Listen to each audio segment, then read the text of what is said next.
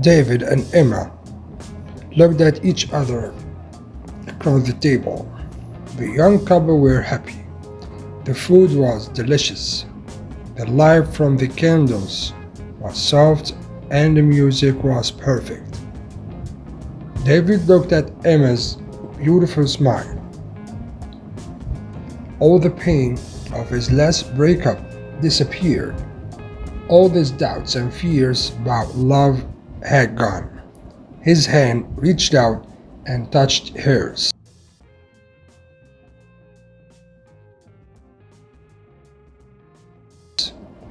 I want to ask you something. David searched her eyes.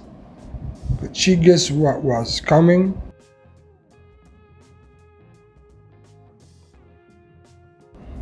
Her smile made him feel brave. She held his hand.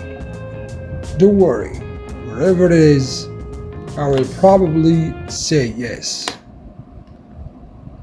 He felt so excited. He was about to ask the most important question of his life.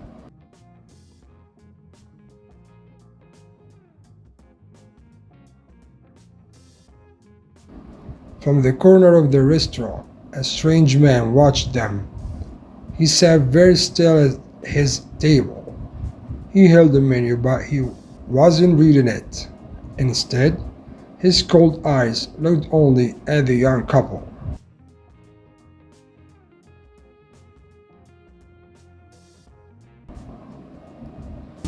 Back at their table, David suddenly felt nervous. "Excuse me," he said to Emma. He pushed his chair back and went to the toilet.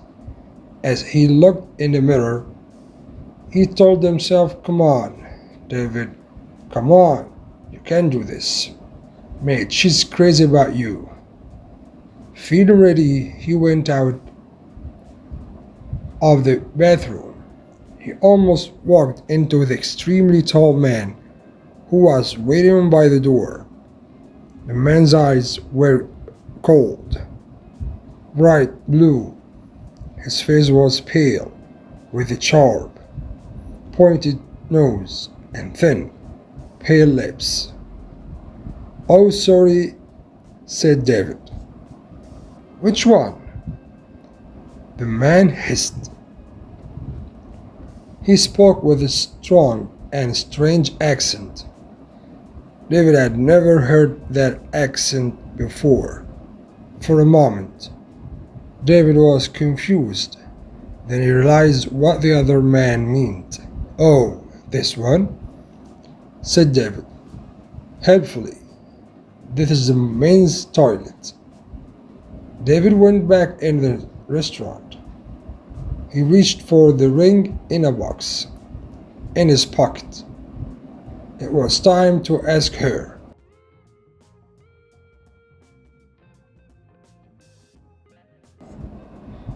The taxi ride home was wonderful. The happy couple discussed their future life together. They shared their sweet feelings about each other. "The night I asked you to marry me," said David. "The night I said yes," replied Emma. "Just think, our whole lives together, sharing, caring," he began. "Loving, giving," Emma finished his sentence. They smiled at each other in love and excitement. "You're so wonderful," said David. "And you're absolutely beautiful," said Emma. "I've never met anyone so lovely and kind. I'm so happy I could sing." They entered their block of flats, holding hands. The tall man watched them from the shadows.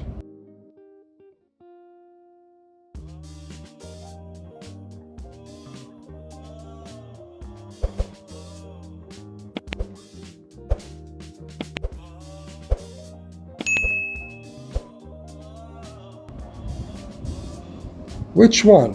he asked himself. He watched the building. He was waiting for a light to come on to show him which flat was theirs. 1 minute passed. 2.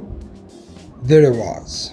The light went on in the third floor window. He saw Emma for a moment as she closed the curtains. How many times had he stood in a corner like this? How many victims had he watched? Many corners? Many victims. His pale lips formed a thin smile.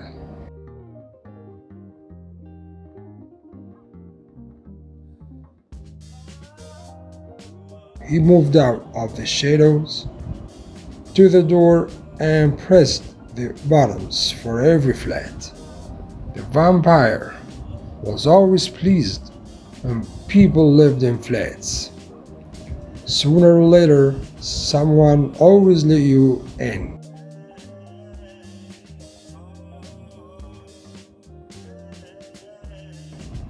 Silly humans.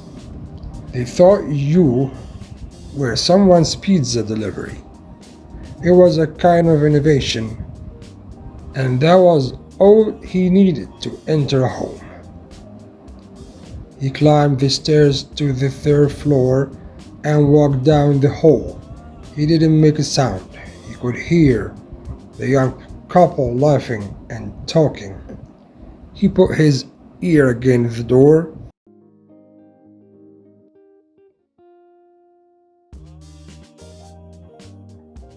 He could hear what they were saying, and he was happy. Young love made the sweetest blood. It was so full of life and energy. I feel as if I'm in a film, she was saying. More like a dream, he replied. Yes, a dream? How lucky we are. Guess who I will be dreaming about tonight? He said. Who? Who? Her hair smells of roses. She's like an angel. Their dream was about to become a nightmare, the listening vampire thought suddenly. Suddenly he opened the door and stood there, showing his sharp teeth. The couple screamed and then held each other in terrified silence. The vampire could smell and taste their fear.